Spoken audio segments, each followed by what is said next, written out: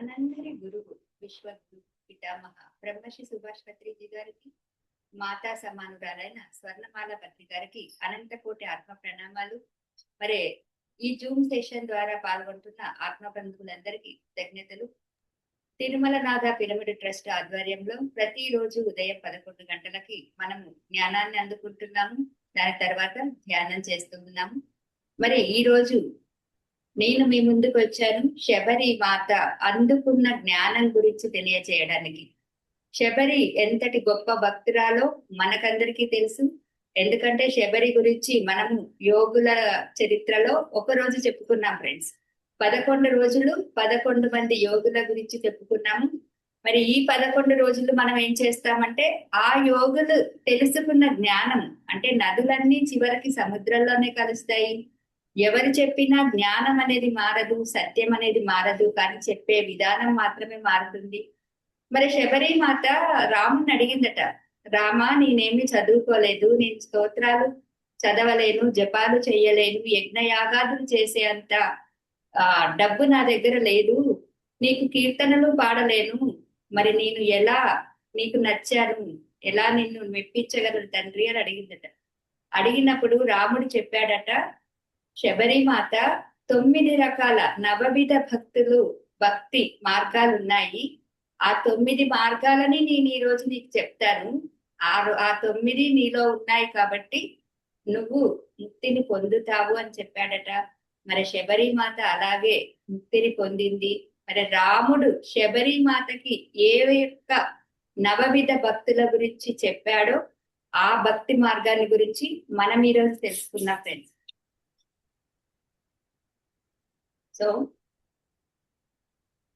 శబరిమాతకి మనకందరికీ తెలుసు, శబరిమాత 16 సంవత్సరాల వయస్సప్పుడు తన గురువు గారు తనని విడిచిపెట్టి పోతాను అని చెప్పినప్పుడు తను తల్లడిల్లిపోతుంది. ఎందుకంటే 8 సంవత్సరాల వయస్సప్పుడు గురువు నీడలోకి వచ్చేస్తుంది తల్లిదండ్రులను వదిలేసి.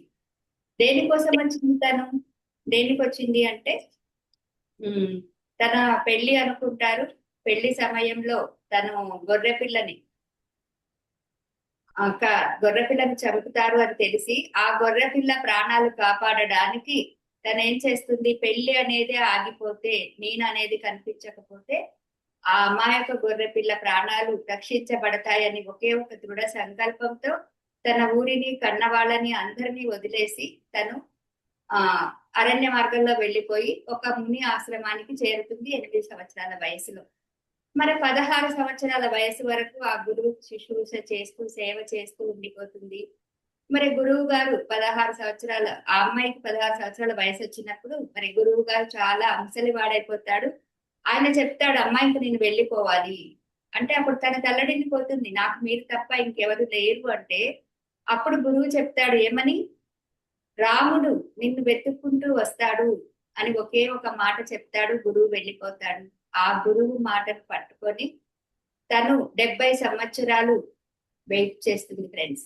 ఒకే ఒక మాట, ఒకే ఒక విశ్వాసం, ఒకే ఒక నమ్మకం, గురువు మాట మీద ఉన్న నమ్మకంతో మరి 70 సంవత్సరాలు అదే పనిగా, అంటే ఆశ్రమాన్ని శుభ్రం చేయడం, పళ్ళు సేకరించడం, నీళ్లు నింపడం, ఆయన కూర్చోవడానికి ఆసనాన్ని సిద్ధం చేయడం, ప్రతిరోజు అదే విధంగా అదే శుభ్రతతో అదే కంటిన్యూషన్ లా చేస్తూ ఉంటుంది. చివరికి తనకు 86 సంవత్సరాల వయసు వచ్చినప్పుడు రామచంద్రుడు, లక్ష్మణుడు ఆమెను వెతుక్కుంటూ ఆమె దగ్గరికి వస్తారు. మరి వచ్చినప్పుడు రాముడు ఆమెకి చెప్పిన నవవిధ భక్తుల గురించి, భక్తి మార్గం గురించి మనం ఈరోజు తెలుసుకున్నాం ఫ్రెండ్స్. ఫస్ట్ ఏం చెప్పాడు అంటే సత్సంగ సంతుల సమాగమం. ఎవరైతే సత్సంగాలు చేస్తారో వాళ్ళంటే నాకు చాలా ఇష్టము, నా కథలపై ప్రేమ ఆసక్తి ఉన్న వాళ్ళంటే నాకు చాలా ఇష్టము, అహంకారం లేకుండా గురుపాద సేవ చేసేవాళ్ళు చాలా ఇష్టం నాకు, కపటాన్ని విడిచిపెట్టి నా గుణాలని గానం చేసే వాళ్ళంటే నాకు చాలా ఇష్టము అని చెప్తున్నాడు శ్రీరామచంద్రుడు. మరి అదే భగవద్గీతలో కూడా రాయబడి ఉంది ఒక చక్కటి శ్లోకంలో. ఏదైతే రాముడు శబరికి చెప్పాడో మరి కృష్ణుడు భగవద్గీతలో మనందరికీ ఈ శ్లోకం ద్వారా తెలియజేస్తున్నాడు. ఏంటా శ్లోకము అంటే, అభయం సత్వ సంశుద్ధి జ్ఞాన యోగ వ్యవస్థితిః దానం ధమం చ యజ్ఞం చ స్వాధ్యాయ తప ఆజవం అభయం సత్వ సంశుద్ధి జ్ఞాన యోగ వ్యవస్థితిః దానం ధమం చ యజ్ఞం చ స్వాధ్యాయ తప ఆజవం. అంటే దీంట్లో దాదాపుగా 7 నుంచి 8 ఏదైతే రాముడు శబరికి చెప్పాడో మరి అవే లక్షణాలని కృష్ణ భగవానుడు మనకు చెప్తున్నాడు. భగవానుడు ఏం చెప్తున్నాడు అంటే నిర్భయత్వము, అంతఃకరణ శుద్ధి, తత్వజ్ఞాన ప్రాప్తికై ధ్యాన యోగం నందు ఎవరైతే నిమగ్నులవుతారో, నా నామ గుణకీర్తనలని ఎవరైతే సర్వదా సర్వకాలములందు నన్నే తెప్పిస్తారో వాళ్ళందరూ అంటే నాకు ఇష్టము. ఈ అధ్యాయంలో భగవంతుడు 26 దైవీ సంపద గుణాలను చెప్పాడు. దాంట్లో మొట్టమొదటిది ఏంటో తెలుసా? అభయం. అభయం అంటే స్వేచ్ఛగా ఏదైనా చేయడం కాదు ఫ్రెండ్స్. అభయానికి రెండు రకాలు ఉంటాయి. అభయం అంటే నేను ఎలా చేసినా ఎవరేమనుకున్నా నాకే బాధ లేదు, నేను నాలాగే ఉంటాను అని ఉండడం అభయం కాదు. నేను కరెక్ట్ గా చేస్తాను, what I will do that is 100% correct. నేను ఏదైతే చేస్తున్నానో అది 100కి 100% కరెక్ట్ అనే నమ్మకంతో ఉండడం అభయం తప్ప అహంకారంతో ఉండడం అభయం కాదు. ఫర్ ఎగ్జాంపుల్ రావణాసురుడు సీతాదేవిని ఎత్తుకొచ్చేసి ఎవరు చెప్పినా నాకే భయం లేదు అన్నాడు, అది అభయం కాదు. రాముడు ఏదైతే ఒక తండ్రి మాటని ఆలకించి అరణ్యవాసానికి వచ్చాడో 14 సంవత్సరాలు, అది అభయం. అంటే ఇక్కడ నేను ధర్మాన్ని ఆచరిస్తున్నాను, నా తండ్రి మాటను ఆచరిస్తున్నాను అనే ఒక ధైర్యం, ఆ ధైర్యంతో 14 సంవత్సరాలు గడిపాడు, అది అభయం. అంటే అభయం అంటే అహంకారం కాదు. అభయం అంటే నేను ఏదైనా చేస్తాను, నాకు ఎలాంటి భయం లేదు అనే అహంకార భావం కాదు. నిజమైన నిర్భయత అంటే బాధ్యతతో కూడినది. నిశ్చింత, అజాగ్రత్త, ఈ రెండింటి మధ్యలో సూక్ష్మమైన తేడా ఉంటుంది. ఏంటి అంటే నిశ్చింతగా ఉండడం అంటే మనం చేసే పని 100% ఎప్పుడైతే చేస్తామో మనసా వాచ కర్మన, అప్పుడు మనం ఎలా ఫీల్ అవుతాం? నేను చెయ్యాల్సింది 100% చేసేసాను, ఇంకా నేను మాత్రం ఫలితం ఏదైనా కానీ భగవానుడికి వదిలేసి నిశ్చింతగా ఉంటాను, అది నిశ్చింత. అజాగ్రత్త అంటే అబ్బా ఇదో రోజు చేసే పనే కదా, దీనికి ఏముందిలే అని చెప్పి ఏదో ఒక రకంగా పనిని కంప్లీట్ చేసేసి ఎవరేమనుకున్నా నాకు పర్వాలేదు, నేను ఏదో ఒక రకంగా కంప్లీట్ చేసేసాను అనుకోవడం అజాగ్రత్త. ఈ రెండింటి ఫలితాలు భిన్నంగా ఉంటాయి. నిజమైన అభయం ఎక్కడి నుంచి వస్తుంది అంటే అది విశ్వాసం నుంచి వస్తుంది. ఫర్ ఎగ్జాంపుల్ ఒక చిన్న పిల్లవాడు ఉన్నాడు అనుకోండి, తండ్రి చేయిని పట్టుకొని నడుస్తూ భయపడకుండా ఉంటాడు, అతనికి తండ్రిపై ఉన్న నమ్మకం. అదే విధంగా మనకి భగవంతునిపై, గురువుపై దృఢమైన విశ్వాసం ఉన్నప్పుడు భయం ఉండదు. ఎవరో ఒక దాన్ని మనం ఎప్పుడైతే గట్టిగా నమ్ముతామో, మీ నమ్మకాలే మీ జీవితాలు, మీ వాస్తవానికి మీరే సృష్టికర్తలు. అంటే ఏంటి? మీరు దేన్నైతే నమ్ముతున్నారా, ఒక గురువుని నమ్ముతున్నారా, ఒక దైవాన్ని నమ్ముతున్నారా, లేక మిమ్మల్ని మీరు నమ్ముకుంటున్నారా, వాట్ ఎవర్ ఇట్ మేబీ, మీరు దేన్నైతే నమ్ముతున్నారో 100% అదే నమ్మకము, అదే మీ విజయానికి సూత్రము. సో అక్కడ ఏం చెప్పాడు? శబరి భక్తి మార్గంలో ఉంది కాబట్టి రాముని నమ్మింది. మరి ధ్యాన మార్గంలో ఉన్న మనం ఎవరిని నమ్మాలి? మనని మనమే నమ్ముకోవాలి. అందుకే కృష్ణ పరమాత్మ అదే చెప్పాడు, హరేదాత్మనాత్మానం నాత్మైన నవసాధయేత్. ఎవరిని వాళ్ళే ఉద్ధరించుకోవాలి. ఏ దేవుడు వస్తాడు, రాముడు వస్తాడు, కృష్ణుడు వస్తాడు, లేదా గురువు వస్తాడు, లేదా పక్కింటి వాళ్ళు వస్తారు, ఎవరో వస్తారు నన్ను ఉద్ధరిస్తారు అనుకోవడం కరెక్ట్ కాదు. ఎవరు ఎవరిని ఉద్ధరించలేరు, మనని మనమే ఉద్ధరించుకోవాలి ఫ్రెండ్స్. సీతా స్వయంవరంలో పరశురాముడు కోపంతో వచ్చాడు, రాజులందరూ వణికిపోయారు, ఒక్క రాముడు లక్ష్మణుడు తప్ప. ఎందుకని? వాళ్ళకి వాళ్ళ ధర్మం మీద నమ్మకం, వాళ్ళ గురువు మీద నమ్మకం, వాళ్ళ మీద వాళ్ళకున్న నమ్మకం వాళ్ళని ధైర్యంగా పరశురాముని ఎదుర్కొనేటట్టుగా చేసింది. అది నిర్భయం అంటే. అభయం అంటే భయం లేకుండా ఉండడం. మరో ముఖ్యమైన విషయం ఏమిటి అంటే మన వల్ల కూడా ఎవరికి భయం ఉండకూడదు, మనం ఎవరికి భయపడకూడదు, మరి మన వల్ల కూడా ఎవరికి భయం ఉండకూడదు. ఇదే ఒక మంచి మనిషి యొక్క లక్షణం. ఏదైనా తప్పు జరుగుతుందేమో అని తెలియని భయం మనలో ఉన్నప్పుడు అంటే మనం ఇంకా ఆ పని గురించి 100% కరెక్ట్ గా చెయ్యలేదు అని అర్థం. భగవంతుడి దగ్గరికి వెళ్ళినప్పుడు ఏం చేస్తూ ఉంటాము? నాకు ఇది ఇవ్వు తండ్రి, అది ఇవ్వు తండ్రి, నాకు నా కొడుకు ఉద్యోగం కావాలి, మా అమ్మాయికి పెళ్లి కావాలి, మా వారికి ప్రమోషన్ కావాలి, నేను ఒక బిల్డింగ్ కట్టుకోవాలి, నేను ఒక కారు కొనుక్కోవాలి, ఒక లిస్ట్. ఆ లిస్ట్ ఏం చేస్తుంది తెలుసా? భగవంతుడిని మన నుంచి దూరం చేస్తుంది. ఎందుకంటే మన ఇద్దరి మధ్యలో ఏముంది? ఇచ్చిపుచ్చుకునే బంధం ఉంది. ఏ బంధం? అది కోరికల లిస్ట్ ఉంది అక్కడ. ఏ కోరిక లేకుండా నువ్వు ఎప్పుడైతే భగవంతుడి కోసమే ధ్యానిస్తావో అప్పుడు భగవంతుడు నీవాడవుతాడు, నువ్వే భగవంతుడు అవుతావు. అప్పుడు నీకెవరు సాటిరారు. సత్వ సంశుద్ధి అంటే భగవంతుడు దైవ గుణాలని ఎప్పుడైతే వివరిస్తున్నాడో అప్పుడు అభయం తర్వాత సత్వ సంశుద్ధి అంటే అంతఃకరణ శుద్ధిగా ఉండాలి. ఫర్ ఎగ్జాంపుల్ చూడండి, మంచి పాలు తీసుకొని వచ్చాడు ఒకతను, కానీ మీ దగ్గర పాత్రను మీరు క్లీన్ చేయలేదు. నిన్న అవి పాలకే వాడారు, కానీ నిన్న మొత్తం కాగబెట్టి ఉంది. ఇది పాల పాత్రే కదా, ఇది కడగకుండా ఉంటే ఏమవుతుంది అని పాలు పట్టి కొద్దిగా పెడితే ఏమవుతుంది? పాలు ఇరిగిపోతాయి. మరి అది పాలకే వాడాం కదా, దాన్ని ఏం తోడేయలేదు, ఏం చేయలేదు కదా. నిన్నటి పాలు అంటే మళ్ళీ ఆ పాత్రని ఈ రోజు పరిశుభ్రం చెయ్యాలి. అలాగే మన మనసుని కూడా మనం ఎప్పటికప్పుడు పరిశుభ్రం చేసుకుంటూనే ఉండాలి. ప్రతి క్షణం మన మనసులో ఏవైతే అనవసరమైన ఆలోచనలు, అనవసరమైన భావాలు, అనవసరమైన మాటలు వస్తాయో దాన్ని ఎప్పటికప్పుడు దేంతో క్లీన్ చేయాలి? శ్వాస అనే ఆయుధంతో ఎప్పటికప్పుడు మనని మనం క్లీన్ చేసుకుంటూ ఉండాలి. దీనినే సత్వ సంశుద్ధి అంటే అంతఃకరణ శుద్ధి అంటారు. జ్ఞాన యోగ వ్యవస్థితి మనకు జ్ఞానం లేకపోవడం కాదు, ఆ జ్ఞానం నిలవకపోవడమే అసలైన సమస్య. అంటే ఫర్ ఎగ్జాంపుల్ చూడండి, ఎవరైనా చనిపోయినప్పుడు లేదా శ్మశానంలో ఉన్నప్పుడు మనం భగవద్గీతను వింటే వెంటనే మనకు వైరాగ్యం వచ్చేస్తుంది. కానీ మళ్ళీ కొద్దిసేపటి తర్వాత ఆ వైరాగ్యం పోతుంది, ఆ భావాలు పోతాయి, ఆలోచనలు మారిపోతాయి. అప్పుడు మనము దీన్నే శ్మశాన వైరాగ్యం అంటారు. శ్మశాన వైరాగ్యం కాదు మనకు కావాల్సింది, ప్రతి క్షణం వైరాగ్యంతో.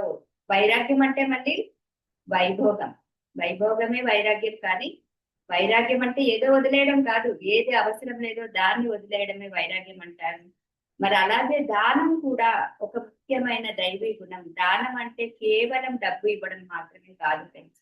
నాకే డబ్బులు లేవు, నేను హౌస్ వైఫ్ ని, నేనేమి డబ్బులు సంపాదించట్లేదు, నేనెలా దానం చేస్తాను అని అనుకోకండి.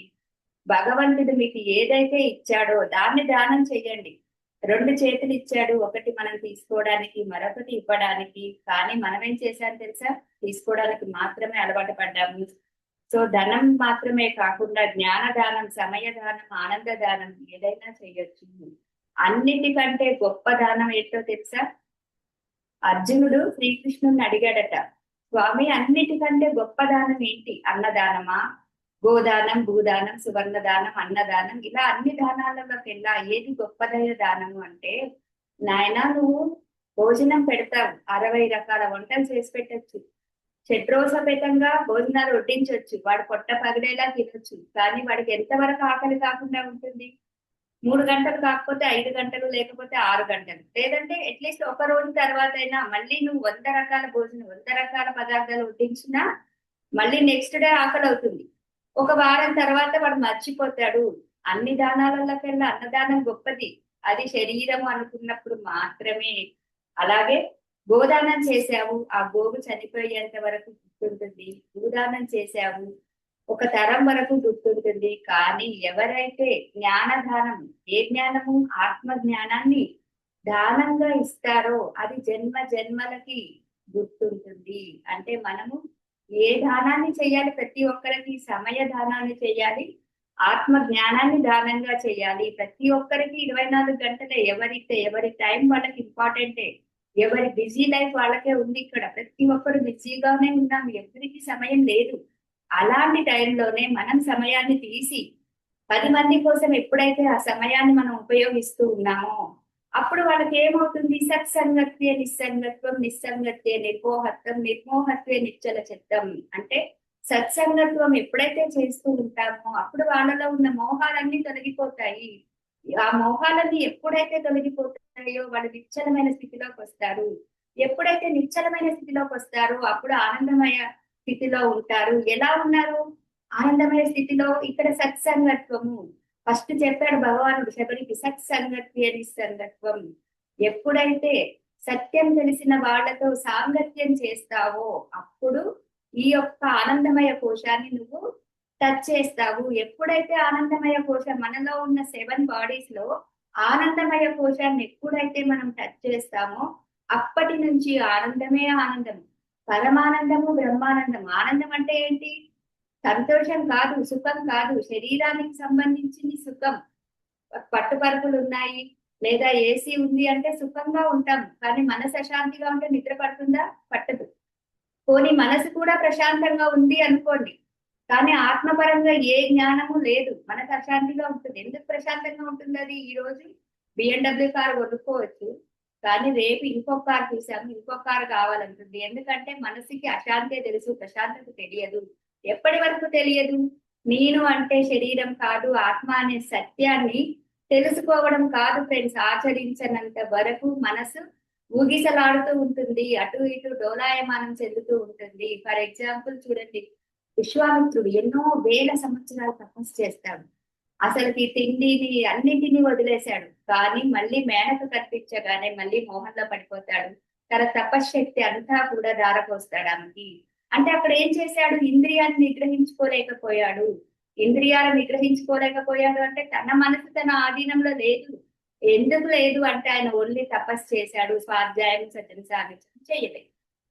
అందుకని ప్రతిసారి ఇవన్నీ కంప్లీట్ గా చెప్పారు ఫ్రెండ్స్. టోటల్ గా ధ్యానం అంటే ఓన్లీ ధ్యానమే కాదు, ధ్యానం అంటే తపస్సు, రైట్. బట్ ధ్యానంతో పాటుగా మీరు ప్రతిరోజు స్వాధ్యాయం చేయాలి, ప్రతిరోజు సజ్జన సాంగత్యం చేయాలి. అప్పుడు ఏదైతే శక్తిని మీరు తీసుకుంటున్నారో ఆ శక్తి జ్ఞానంగా డైవర్ట్ అవుతుంది.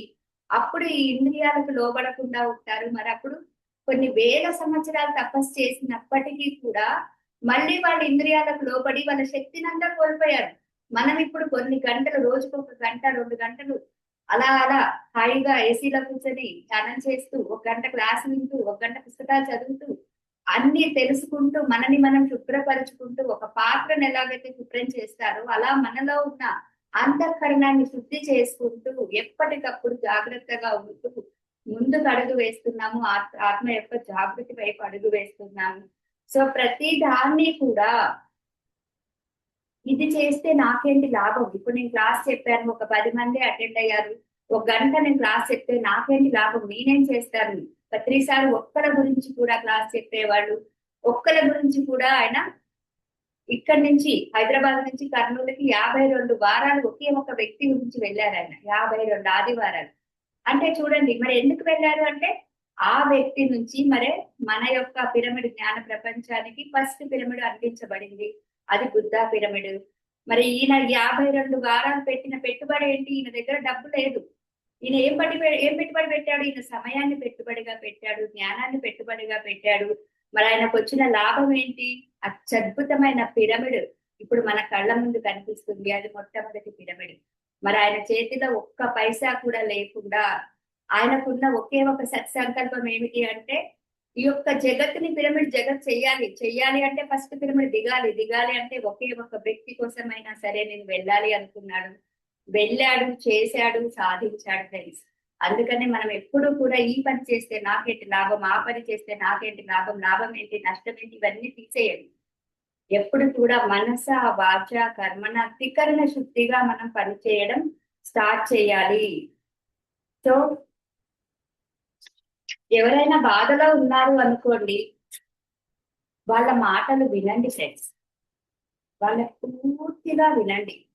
చెప్పడం చాలా తేలిక. అందరు చాలా అంటారు, మేడం మీరు చాలా బాగా చెప్తారు. నేను అంటాను మీరు చాలా బాగా వింటారండి, అది చాలా గ్రేట్. వినడం అనేది ఒక అద్భుతమైన కళ. వినడము అంటే పూర్తిగా ఎప్పుడైతే వింటామో ఒక వ్యక్తిని, ఆ వ్యక్తికి అర్థమైపోతుంది. మనం ఏమి సమాధానం చెప్పాల్సిన అవసరం లేదు. రియల్ గా వాళ్ళ మీద కాన్సన్ట్రేషన్ చేసి వాళ్ళని విన్నారు అంటే వాళ్ళలో 50-60% బాధ మటుమాయం అయిపోతుంది ఫ్రెండ్స్. ఎందుకంటే ఇవాళ ప్రపంచంలో ఎవరు వినడానికి రెడీగా లేరు, చెప్పడానికే తప్ప. అలాగే యజ్ఞం అంటే కేవలం హోమం మాత్రమే కాదు. యజ్ఞం అంటే రకరకాల యజ్ఞాలు ఉన్నాయి. జప యజ్ఞం, భగవంతుని నామాన్ని జపించడం ఒక మహత్తరమైన జపమే, ఒక యజ్ఞమే. కొంతమంది 1000 జపం చేస్తారు, కొంతమంది 1,00,000 జపం చేస్తారు. ఇది వాళ్ళ యొక్క నిష్టని, భక్తిని తెలియజేస్తుంది. కానీ యజ్ఞం అంటే అర్థం ఏంటో తెలుసా? నేను చేసే పని నాకు మాత్రమే కాకుండా ప్రపంచంలో ఉన్న ప్రతి జీవరాశికి ఉపయోగపడాలి. మరి అలాంటి యజ్ఞాలు ఏంటి అవి? జ్ఞాన యజ్ఞాలు. వాటినే మనం ఏమంటాము? జ్ఞానాన్ని ఇతరులతో పంచుకోవడమే జ్ఞాన యజ్ఞము. దీనినే సమాజానికి మేలు చేయడం, సేవ చేయడం అంటారు. ఇవన్నీ యజ్ఞ స్వరూపాలే. అప్పుడు మన జీవితం యజ్ఞమయంగా మారుతుంది. అంటే యజ్ఞం అంటే ఏంటి? అందుకే చూడండి, ప్రతిసారి ఎప్పుడు జ్ఞాన యజ్ఞాలు చేస్తూ ఉంటారు, ధ్యాన యజ్ఞాలు చేస్తూ ఉంటారు. ఇక్కడ ఒక యజ్ఞ గుండము, హోమాలు వేయడము, పురోహితుడు రావడము, వేద మంత్రాల ఉచ్చారణ, ఇదంతా ఏమీ లేదు. అక్కడ ఏం జరుగుతుంది? జ్ఞానాన్ని మాత్రమే ఇస్తున్నారు. ఈ జ్ఞానంతోనే వచ్చిన వాళ్ళందరి సమస్యలు ఏం జరుగుతుంది? ధ్యానం తర్వాత, జ్ఞానం నేర్చుకున్న తర్వాత, అంటే ధ్యానం చేశాక మా ఆయన మారుతారా, మా పిల్లలు మారుతారా, పక్కింటోళ్ళు మారుతారా, లేకపోతే ప్రపంచం మారుతుందా అంటే ఎవరు మారరు. మీరు ధ్యానం చేసిన తర్వాత మీ సృష్టి మారదు, మీ దృష్టి మారుతుంది. Only one thing changes. What is that? మీ యొక్క దృష్టి మాత్రమే మారుతుంది. మీ సమస్యలు అలాగే ఉంటాయి, కానీ మీరు చూసే విధానం మారిపోతుంది. సో ప్రపంచాన్ని మార్చడం కష్టం. మనని మనం మార్చుకోవడం, మనని మనం తెలుసుకోవడమే ధ్యానం యొక్క విశిష్టత. తపస్సు అంటే హిమాలయాలకు వెళ్ళడం కాదు. ధర్మాన్ని ఆనందంగా పాటించడాన్ని, కష్టాన్ని భరించడాన్ని తపస్సు అంటారు. ఇప్పుడు చూడండి, శబరికి 16 సంవత్సరాల వయసు ఉన్నప్పుడు తన గురువు చెప్పాడు, భగవంతుడు నీ కోసం వస్తాడు అని. మరి 70 సంవత్సరాలు ఆవిడ తపస్సు అంటే కళ్ళు మూసుకొని కూర్చోవడమే తపస్సు కాదు. ఆవిడ ఏం చేసింది? 70 ఇయర్స్ అక్కడ ఎవరూ లేరు. అసలుకి ఏది రోజులు ఎలా గడుస్తున్నాయో తెలియదు. రోజు ఒకటే పని.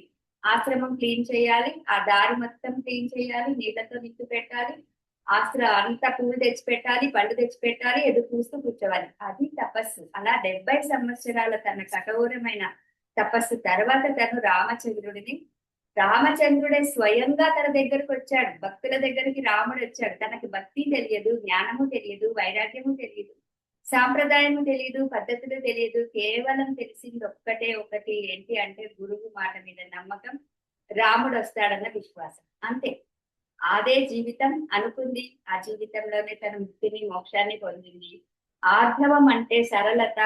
మనం ఎలా ఉన్నామో అలాగే మనల్ని మనం చూపించుకోవడం, అలాగే ప్రవర్తించడం, అలాగే మాట్లాడడం. ఈ గుణం గురించి మాట్లాడినప్పుడే మనకి శబరి అనే ఒక పాత్ర గురించి గుర్తొస్తుంది అని చెప్తున్నారు. సో ఆమె పూర్వజన్మలో ఒక యోగిని కావడం వలన ఈ జన్మలో తన అంత ఇదిగా చేయగలిగింది. సో భగవంతుడు ఏదైతే లక్షణాలు చెప్పాడో దాంట్లో అన్ని కూడా ఉన్నాయి శబరిలో. ఎలాగంటే దృఢ విశ్వాసంతో నామజపం చేయడం, ఎప్పుడు రామ రామ రామ రామ, శబరి భక్త పరాత్పర రామ అన్నారు అందుకనే రాముని. మరి ఇంద్రియ నియంత్రణతో ధర్మాచరణలో నిమగ్నమై ఉండడము. ఆవిడకు అసలు ఏ కోరికలు లేవు. పెళ్లి చేసుకోవాలని, పిల్లల్ని కనాలని, రకరకాల పదార్థాలు తినాలని, రకరకాల దుస్తులు ధరించాలని, ప్రపంచాన్ని చూడాలని, ఎక్కడికో పరిగెత్తాలని, ఏవేవో పుణ్యక్షేత్రాలు తిరగాలని అసలు ఏ ఆలోచన లేదు. ఆవిడ జీవితం అంతా ఎలా గడిపింది? నిస్వార్థంగా, నిస్సంకోచంగా, నిష్కలక్షంగా, కేవలం నేను భగవంతుని పొందగలను, పొందుతాను అనే ఒక విశ్వాసంతో గడిపింది. సమస్త జగత్తులో నన్నే చూడడము అంటే, సమస్త జగత్తులో ప్రపంచమంతా ఒకే ఒకటి, అదేంటి? భగవంతుడు. సో దొరికిన దానితో సంతోషంగా ఉండడం, ఇతరుల లోపాలను చూడకుండా ఉండడం. తనకు ఒకసారి డౌట్ వస్తుందంట. ఏమని? అరే ఇదేంటి, ఫస్ట్ గురువు వెళ్ళిపోయిన నెక్స్ట్ డేనే తను కంప్లీట్ గా ఆశ్రమం అంతా క్లీన్ చేసి సాయంత్రం వరకు వెయిట్ చేస్తుందంట భగవంతుడి కోసం. అప్పుడు అనుకుంటుందంట, అరే నేను ఎంత పిచ్చిదాన్ని, భగవంతుడు వస్తాడు అని చెప్పాడు గురువు, కానీ నేను ఎప్పుడు వస్తాడని నేను అడగలేదు కదా, అది నా తప్పు. ఈ రోజు వస్తాడా, రేపు వస్తాడా, సంవత్సరం తర్వాత వస్తాడా నేను అడగలేదు ఆయనని. అనుకుంది తప్ప గురువు నాకు చెప్పలేదు అని ఆయనను ఎప్పుడు ప్రేమ చేయలేదు. సో నా గురువు ఇన్ని సంవత్సరాలు వెయిట్ చేయమని చెప్పలేదు, అని ఎప్పుడు కూడా ఏ క్షణం కూడా తను ఆలోచించలేదు. అంటే ఇతరుల లోపాలను ఎప్పుడూ చూడలేదు. సో మరి ధ్యానం తర్వాత ఫైనల్ గా మనం దేన్ని పొందుతాము అంటే సుఖ దుఃఖాలలో సమస్థితిలో ఉండడాన్ని, అలాగే శీతోష్ణాలలో, జయాపజయాలలో, మానాపమానాలలో సమస్థితిలో ఉండడాన్ని నేర్చుకుంటాము ధ్యానం తర్వాత మనము. సో ఇది మనం శబరికి రాముడు 9 విధాల భక్తులు నీలో ఉన్నాయి. అదే చెప్తాడు రాముడు ఏమని అంటే, అమ్మా నువ్వేమి పాండిత్యాలు అవసరం లేదు. సో పూజలు, భజనలు, వ్రతాలు, హోమాలు చేయడము, టన్నుల పూలు తీసుకురావడము, లేదా 1,00,000 ఒత్తులతోటి దీపారాధన చేయడము, లేదా కోటి యజ్ఞాలు చేయడము, లేదా ఒక కొంతమంది 108 రకాల నైవేద్యాలు పెట్టడం, ఇవన్నీ భక్తి అనుకుంటున్నారు. లేకపోతే నెలకు ఒకసారి తిరుపతికి వెళ్ళడము, 2 నెలలకు ఒకసారి అరుణాచలం వెళ్ళడం, గిరి ప్రదక్షిణలు చేయడం, ఇది భక్తి కాదు. ఆయన చెప్పిన భక్తి ఇది. భక్తి అంటే ఏంటి? నీ మనసులో, నీ ఆత్మలో ఉండాలి భక్తి. అంతేకాని నేను కీర్తనలు పాడితేనే భక్తి ఉన్నట్టు, లేదా భగవంతుడికి పట్టు వస్త్రాలు నెత్తి మీద తీసుకుని వెళ్ళి ముత్యాల తలంబ్రాలు ఇస్తేనే నాకు భక్తి ఉన్నట్టు, ఇదంతా భక్తి కాదు. అది ఆడంబరము. ఆడంబరాలు వేరు, భక్తి వేరు, నిరాడంబరత వేరు. సో భగవంతుడు దేన్ని చూస్తాడు? నీలో ఉన్న భక్తిని చూస్తాడు. సో నువ్వేం చూడాలి? నీలో ఏదైతే ఉందో సకల చరాచర ప్రాణకోటి యొక్క జీవరాశి యందు నేనే ఉన్నాను అన్నాడు శ్రీకృష్ణుడు భగవద్గీతలో. అంటే కేవలం మనుషుల్లోనే కాదు, సకల చరాచర ప్రాణకోటి యొక్క జీవరాశి యందు, అంటే సన్ని జంతువులలో కూడా నీలో ఏదైతే జీవము, చైతన్యము, జ్ఞానము ఉన్నాయో, అంటే నీవెలాగైతే ఒక ఆత్మ పదార్థమో జంతువులు కూడా అలాగే ఆత్మ పదార్థము. నీలో ఏదైతే ఆత్మ ఉందో, నీలో ఏదైతే దివ్యత్వం ఉందో, అన్నింటిలో కూడా అదే దివ్యత్వం ఉంది.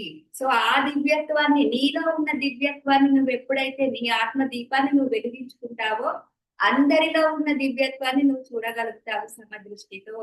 అందుకే చూడండి, శబరి పాత్రలో తను దేనికని ఇల్లును వదిలేసింది? ఒక్క గొర్రె పిల్ల ప్రాణాలు కాపాడడానికి తన ఇంటిని, తల్లిదండ్రులని వదిలేసింది. తనకి చదువు లేదు, సంధ్య లేదు, డబ్బు లేదు, ఒక గమ్యం లేదు, ఏది లేదు. కేవలం ఒకే ఒకటి, ఆ మూగ జీవిని రక్షించాలి. అది భగవంతుడు ఆమెలో చూసిన లక్షణం. ఒక్క మూగ జీవిని రక్షించడానికి తన ప్రాణాన్ని సైతం పణంగా పెట్టింది. గురువు మీద నమ్మకంతో జీవించింది. మరి అజ్ఞానంతో కాదు, చాలా ధర్మబద్ధంగా జీవించింది. అందుకని చిట్ట చివరికి శబరి మాత ఏమైంది?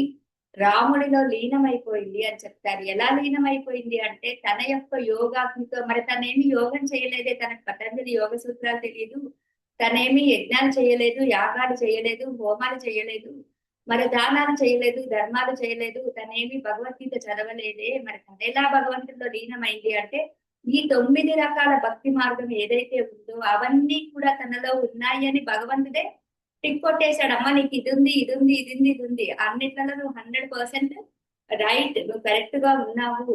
కాబట్టి లాస్ట్ కి ఏమైంది? తన యోగాగ్నితో ఈ 70 సంవత్సరాలు తను ఏదైతే యోగం బాటలో ఉందో ఆ యోగాగ్నితో తనను తాను దగ్గించుకొని భగవంతుడిలో లీనమైపోయింది, రాముడిలో లీనమైపోయింది. ఇది శబరి మాత తెలుసుకున్న సత్యం. మరి అక్కడి నుంచి మనం ఏం నేర్చుకోవాలి? ఒక యోగి గురించి తెలుసుకున్నప్పుడు, ఆమె యొక్క జ్ఞానాన్ని మనం తీసుకున్నప్పుడు అక్కడ వినడం కాదు ఫ్రెండ్స్, ఆచరించడం. టన్నులు పారాయణం చేస్తే లాభం ఏమీ లేదు. కథలుగా వింటే లాభం ఏమీ రాదు. ప్రతిరోజు నేను 11 కాగానే ఆన్ చేస్తున్నాను, చక్కగా వింటున్నాను, నోట్ చేసుకుంటున్నాను, రిపీట్ చేస్తున్నాను. There is no. అది కాదు చేయాల్సింది. మీకు ఏ పాయింట్ మీలో లేదు, దీంట్లో నేను ఎక్కడ లేరు సరిగ్గా, నేను ఎక్కడ ఆచరించాలి, ఏం ఆచరించాలి, నాలో నిర్భయంగా ఉన్నానా, లేదా నేను ధర్మాచరణలో ఉన్నానా, ఇంద్రియాలను నేను మోహంలో పడకుండా ఉంటున్నానా, కామ క్రోధ లోభ మద ఆశ్చర్యాలలో నేను ఎక్కడైనా చిక్కుకొని ఉన్నానా, నేను అందరినీ సమదృష్టితో చూస్తున్నానా, ఒక పనమ్మాయి వచ్చినా, పక్కింటి వాళ్ళు వచ్చినా, ప్రెసిడెంట్ వచ్చినా ఒకే విధంగా చూస్తున్నామా? ఒక పన్నమ్మాయి వస్తే దానికి ఒక సపరేట్ ప్లేట్ పెట్టేసి, దానికి సపరేట్ గ్లాస్ పెట్టేసి, దాని కింద కుట్టు పెట్టేసి దానికి కుట్టు పెడతాం. అదే ప్రెసిడెంట్ వస్తే ఎలా చేస్తాము? సమదృష్టితో చూడడం అంటే ఏంటి? ఎవరు వచ్చినా, మన ఇంటికి వచ్చారు, మనం వాళ్ళకి భోజనం పెడుతున్నాం అంటే వాళ్ళందరినీ సమానంగా చూడాలి. అలా చూస్తున్నామా? ఎక్కడ ఎవ్వరూ కూడా ఇక్కడ 100% కరెక్ట్ గా లేము. నాతో సహా, చెప్పిన వాళ్ళతో సహా ఎవరము లేము ఇక్కడ. కానీ నేర్చుకోవాలి. ఎందుకంటే ఇక్కడికి ఎందుకు వచ్చాము? నేర్చుకోవడానికే వచ్చాము. భూమి మీదకి ఎందుకు వస్తున్నాం మనం? ఏదైతే మనకు తెలియనివో వాటిని తెలుసుకొని నేర్చుకొని మనని మనం ఉద్ధరించుకోవడానికే భూమి మీదకి వచ్చాము కాబట్టి తెలుసుకుంటున్నాం. కానీ నేర్చుకునే ప్రయత్నమే ఆచరించడం. సో ఆచరిస్తే ఆవగింజంత విశ్వాసం ఉంటే పర్వతాలను సైతం కదిలించగలము. ఆచరిస్తే అద్భుతమైన ఫలితాలను పొందగలము. సో వినడం కాదు, ఆచరించండి. మీకు ఏది నచ్చిందో, మీలో ఏదైతే లేవో అది లోపాలు అని కూడా నేను అనను. ఎక్కడ కూడా ఇది నాలో ఉన్న లోపము, నాకు కోపం ఎక్కువ, నాకు అసూయ ఎక్కువ, నాకు మోహం ఎక్కువ అని మీరు అనుకుంటున్నారు అంటే 50% మీరు కరెక్ట్ వేలో ఉన్నారు అని అర్థం అండి. ఎందుకు అంటే నేను ఫస్ట్ తెలుసుకోవడం, సమస్య లేదు అంటే లేదు, నాకు ఈ సమస్య ఉంది అని నేను తెలుసుకున్నాను అంటే, నేను ఒప్పుకుంటున్నాను అంటే ఐఆమ్ రెడీ, నేను రెడీగా ఉన్నాను మారడానికి అని అర్థం. అసలు చాలా మంది ఫస్ట్ తెలుసుకోరు, తెలుసుకున్నా ఒప్పుకోరు. ఇది చాలా మందికిలో ఉంటుంది. ధ్యానంలోకి వచ్చిన వాళ్ళు మాత్రమే వాళ్ళని వాళ్ళు తెలుసుకుంటారు, నెక్స్ట్ స్టెప్ లోకి వెళ్ళి ఒప్పుకుంటారు, థర్డ్ స్టెప్ లోకి వెళ్ళి మార్చుకుంటారు. అందుకనే 100 జన్మల కర్మలని 10 జన్మలలో తీర్చేసుకుంటున్నాము. ఒక్క జన్మలోనే మనము అన్ని పనులను చేయగలుగుతున్నాం. పత్రిజీ మరి ఎందుకు అంత త్వరగా వెళ్ళిపోయారు గుంటూరు నుంచి అంటే, అప్పటికే 100 జన్మల్లో ఎంత పని అయితే చెయ్యగలరో ఈ 40 సంవత్సరాలలో ఆయన అంత పనిని కంప్లీట్ చేసేసారు. ఎందుకంటే 2012 లోనే ఆయన డిక్లేర్ చేశాడు, నేను ఏదైతే ఒక ప్రణాళిక చేసుకొని వచ్చానో, ఏదైతే కార్యం కోసం భూమి మీదకి వచ్చానో దాన్ని కంప్లీట్ చేసేసాను. దీని తర్వాత చేసేదంతా బోనసే. అంటే ఇంకా 2012 నుంచి 2022 వరకు ఆయన చేసిన పని అంతా బోనస్, ప్రోగ్రెస్. ఆయన చేయాల్సిన పని కాదు. ఆల్రెడీ ఆయన చేయాల్సినంత 2012 బిఫోరే చేశాడు. అంటే అప్పటికే ధ్యాన జగత్తు, శాకాహార జగత్తు, పిరమిడ్ జగత్తు అంటే అన్ని విత్తనాలని బలంగా వేసేసాడు ఆయన. అన్ని దగ్గరలా మాస్టర్స్ తయారు చేసేసాడు. భూమిని ప్రొటెక్ట్ చేయడానికి పిరమిడ్స్ నిర్మించేశాడు. ఆయన చేయాల్సిన పని అంతా చేసేసాడు. కాబట్టి ఆయన ఏం చేశాడు? ఒక్కడిగా వెళ్ళాడు, లక్షల మందిలో వచ్చాడు. ఇప్పుడు ఆయన వెళ్ళిపోయాక మనం ఏమనుకున్నాం? పత్రిసారి వెళ్ళిపోయారు, సాయిబాబా వెళ్ళిపోయాడు, ఆయన మొత్తం కూలిపోయింది, రమణ మహర్షి వెళ్ళిపోయాడు, దాని తర్వాత ఆయన శిష్యులు ఏమైపోయారో మనకు తెలియదు, అసలు ఈ సొసైటీలో ఎవరికి ఆయన అధికారం ఇవ్వలేదు, వారసత్వంగా ఎవరిని ప్రకటించలేదు, మరి ఈ సొసైటీ ఏమైపోతుందో అని అనుకున్నాము. వారసులు ఎవరు లేరు, కానీ ప్రతి ఒక్కరు ఆయన అంశనే, ఆయన బిడ్డలమే. అందుకనే ప్రతి ఒక్కరిలో ఆయన చైతన్యం ఇప్పుడు ఉంది కాబట్టి ప్రతి ఒక్కరూ అంత సిన్సియర్ గా చూడండి. రోజుకు ఒక శాకాహార ర్యాలీ జరుగుతున్నాయి, నెలకు ఒక పండుగ చేసుకుంటున్నాం, 2-3 నెలలకు ఒక ధ్యాన యజ్ఞం చేసుకుంటున్నాం. అప్పుడు ధ్యాన యజ్ఞం అంటే డిసెంబర్ లో తప్పితే డిసెంబర్ లోనే అయ్యేది. ఇప్పుడు సంక్రాంతికి, ఉగాదికి, దసరాకి, దీపావళికి, ప్రతి పండగకి ధ్యాన యజ్ఞాలు చేస్తూ ఉన్నాం. ఇక్కడ చేస్తున్నాం, అమెరికాలో కూడా చేస్తున్నాం ధ్యాన యజ్ఞాలు. అంటే ఏం జరిగింది? ఆయన ఒక్కడుగా వెళ్ళిపోయాడు, లక్షల మందిలో ఆ చైతన్యాన్ని తీసుకుని వచ్చారు ఆయన. ఏం చైతన్యం అది? జ్ఞాన చైతన్యము. అదే జ్ఞాన యజ్ఞాలు. సో మరి ఏ యజ్ఞాలు చేయాలని చెప్పాడు? ధ్యాన యజ్ఞాలు చేయమని చెప్పాడు. సో ఫ్రెండ్స్, మనం ముక్తిని, మోక్షాన్ని పొందాలి అంటే మనం చేయాల్సింది ఏంటో తెలుసా? ఇవన్నీ వినడం కాదు, ఆచరించాలి. ఓకే ఫ్రెండ్స్, మరి అద్భుతంగా ఇప్పుడు ఆ శబరి మాతని, రామచంద్రుణ్ణి ఈ యొక్క ప్లాట్ఫామ్ మీదకి ఇన్వైట్ చేసుకుంటూ ధ్యానం చేద్దాం. హాయిగా కూర్చుందాం. కళ్ళజోడున్న వాళ్ళు తీసేయండి. మిమ్మల్ని ఎవరు డిస్టర్బ్ చేయకుండా చూసుకోండి. వీలైతే ఒక హాఫ్ గ్లాస్ వాటర్ తాగండి, రిలాక్స్ గా కూర్చోండి. కొత్త వాళ్ళు ఎవరైనా ఉంటే కళ్ళజోడు తీసేయండి. ఇలా వేళ్లలో వేళ్లు పెట్టుకోండి. ఇలా పెట్టుకోవడం వలన ఇక్కడ బ్రహ్మరంధ్రం నుంచి తీసుకునే ఎనర్జీ బయటకు వెళ్ళకుండా ఉంటుంది. కాళ్ళు రెండు ఇలా క్రాస్ చేయాలి, అంటే ఒక కాలు టచ్ అవ్వాలి. ఈ కాలు పర్వాలేదు. ఇలా చైర్లో కూర్చోవచ్చు, మంచం మీద కూర్చోవచ్చు, కింద కూర్చోవచ్చు, ఎక్కడైనా కూర్చోవచ్చు, ఎప్పుడైనా చేయొచ్చు, ఎన్నిసార్లు అయినా చేయొచ్చు, ఎంతసేపు అయినా చేయొచ్చు. ఏం చెయ్యాలి అంటే కళ్ళు మూసుకొని ఉచ్ఛ్వాస నిశ్వాసలని గమనిస్తూ ఉండండి. లోనికి వెళ్ళే శ్వాస, బయటికి వచ్చే శ్వాసని మాత్రమే గమనిస్తూ ఉండండి. ఎవరూ కళ్ళు తెరవరాదు. హాయిగా కూర్చున్నాం. శ్వాసే మీ గురువు. లోనికి వెళ్ళే శ్వాస, బయటికి వచ్చే శ్వాస. ఊపిరి మీద ధ్యాస. ఊపిరిలో ధని ఉన్నది యోగీంద్రులకు. గాలిలోనా పుట్టి గాలిలోనా పెరిగి గాలి మర్మం వెరుంగలేదు. ముక్కులోనా గాలి మరి ముక్తికి దారయా అన్నారు వేమన మహర్షులు. అంటే ముక్తి మోక్షం కావాలి అంటే మనలో నిరంతరము జరుగుతున్న అజప గాయత్రి శ్వాస. మీరు తిన్నా, పడుకున్నా, కూర్చున్నా, నిద్రపోయినా శ్వాస జరుగుతూనే ఉంటుంది. అందుకే శ్వాసే మీరు. సహజమైన, సరళమైన, స్వాభావికమైన శ్వాస ధారని గమనిస్తూ ఉండండి. ఎవరు కళ్ళు తెరవరాదు. శ్వాస మీద ధ్యాస.